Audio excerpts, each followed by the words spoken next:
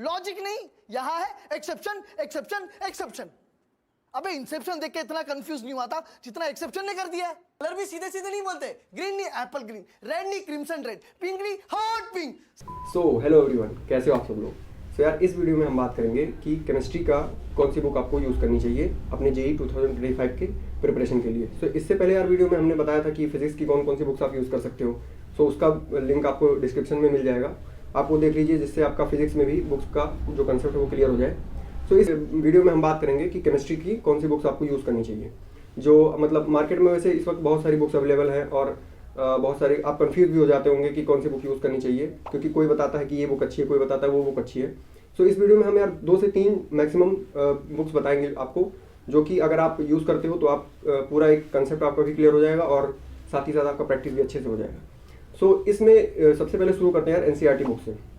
सो देखा जाए तो एनसीईआरटी की बुक जो है केमिस्ट्री के लिए काफ़ी अच्छी है और उसमें थ्योरी भी अच्छी से दी गई है और काफ़ी रेलिवेंट भी है। और आप कहीं भी अगर सजेशंस मांगते हो केमिस्ट्री के बुक्स के लिए तो वो इंसान पक्का आपको एनसीईआरटी की बुक जरूर बताएगा।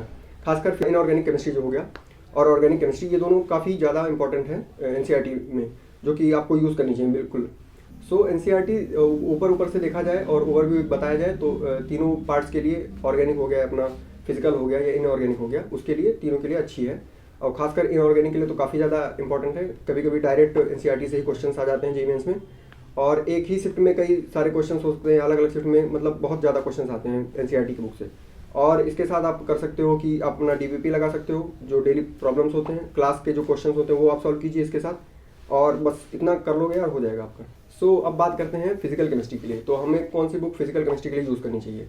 सो एन अवस्थी जो बुक है वो काफ़ी क्लासिक बुक है और काफ़ी अच्छी बुक है, हमेशा से बहुत सारे स्टूडेंट्स उसको यूज़ करते आए हैं। और इस बुक में आपको प्रॉब्लम्स मिल जाएंगे, काफ़ी ढेर सारे प्रॉब्लम्स मिल जाएंगे अलग अलग टाइप्स के, जो कि पेपर में आते हैं। तो अगर आप इस बुक को सॉल्व करते हो तो आपको कहीं भी कोई ज़रूरत नहीं पड़ेगी, कोई एक्स्ट्रा प्रैक्टिस करने की या कहीं से कुछ देखने की कोई ज़रूरत नहीं पड़ेगी। और अगर आप थ्योरी समझना चाहते हो, पढ़ना चाहते हो, उसके लिए आप एनसीईआरटी को प्रेफर कीजिए। और एक बार नहीं, कई बार एनसीईआरटी की थ्योरी पढ़िए, क्योंकि वो एक बार में दिमाग में उतनी अच्छे से जाती नहीं है। जैसे जैसे आप बार बार पढ़ोगे आपको हर बार कुछ नई चीज़ें मिलेंगी और आपका कंसेप्ट और क्लियर होता चला जाएगा। तो आप ये सीख कीजिए इनऑर्गेनिक में, तो आपका फिजिकल में, तो आपका ये पूरा क्लियर हो जाएगा। सो ये तो हो गया यार अपना फिजिकल केमिस्ट्री का। तो अब बात करते हैं इनऑर्गेनिक केमिस्ट्री पे। तो इनऑर्गेनिक केमिस्ट्री में आप एनसीईआरटी सॉल्व कीजिए, ठीक है, पूरा का पूरा एनसीईआरटी आप अच्छे से सॉल्व कीजिए, 2-3 बार उसको पढ़िए बुक को, और जहाँ जहाँ जो याद करने वाली चीज़ें उनको आप याद कीजिए, और इससे आपका पूरा एक इनऑर्गेनिक का प्रिपरेशन वैसे भी हो जाएगा। बट अगर आपके पास टाइम बचता है और आपको और प्रैक्टिस करनी है तो आप ओपी नंदन की बुक को प्रेफर कर सकते हैं, वो काफ़ी अच्छी बुक है और कई सारे बच्चे उसको हर साल यूज़ करते हैं। तो इससे होता है कि मतलब आप एक्स्ट्रा प्रैक्टिस कर लोगे कंसेप्ट्स का। और इसके 2 वॉल्यूम्स आते हैं, ठीक है, काफ़ी क्वेश्चंस हैं इसमें यार, तो इसमें कोई आपको ज़्यादा इसके बाहर कुछ करने की जरूरत नहीं पड़ेगी, इससे ज़्यादा तो आपको इस सब्जेक्ट में कुछ करने की जरूरत नहीं पड़ेगी। तो बेसिकली देखा जाए, ओवरऑल बताया जाए तो एनसीईआरटी आप लगाइए, पूरा सॉल्व कीजिए और उसमें वही सफिशिएंट है आपका। तो ये हुआ यार बात अपना इनऑर्गेनिक का। तो अब बात करते हैं ऑर्गेनिक केमिस्ट्री में। तो ऑर्गेनिक केमिस्ट्री यार देखो काफ़ी कंसेप्चुअल चीज़ है, ठीक है, और प्रैक्टिस भी कभी कहीं ना कहीं बहुत ज़्यादा इंपॉर्टेंट है उसमें। तो इसमें जो सबसे बेस्ट बुक मुझे लगती है वो है एमएस चौहान की बुक, ठीक है, बहुत फेमस बुक वो भी है और कई सारे बच्चे उसको यूज़ भी करते हैं। तो इसमें यह है कि आप एमएस चौहान अगर आप सॉल्व करते हो तो आपको और कुछ लगाने की जरूरत नहीं पड़ेगी। पहले एनसीईआरटी लगाइए, उसके बाद आप एमएस चौहान की बुक लगा लीजिए और आपका पूरा का पूरा एक प्रिपरेशन हो जाएगा कंप्लीट। सो यार एक बात और मैं ऐड करना चाहूँगा कि एमएस चौहान का जो सॉल्यूशन बुक है उसको भी आपने साथ में रखें, ताकि अगर आपको कोई कन्फ्यूजन हो, परेशानी हो, तो आप डायरेक्ट उसमें सर्च करने की कोई ज़रूरत नहीं है आपको, इंटरनेट पे बार बार खोजेंगे तो उससे आपको भी परेशानी होगी।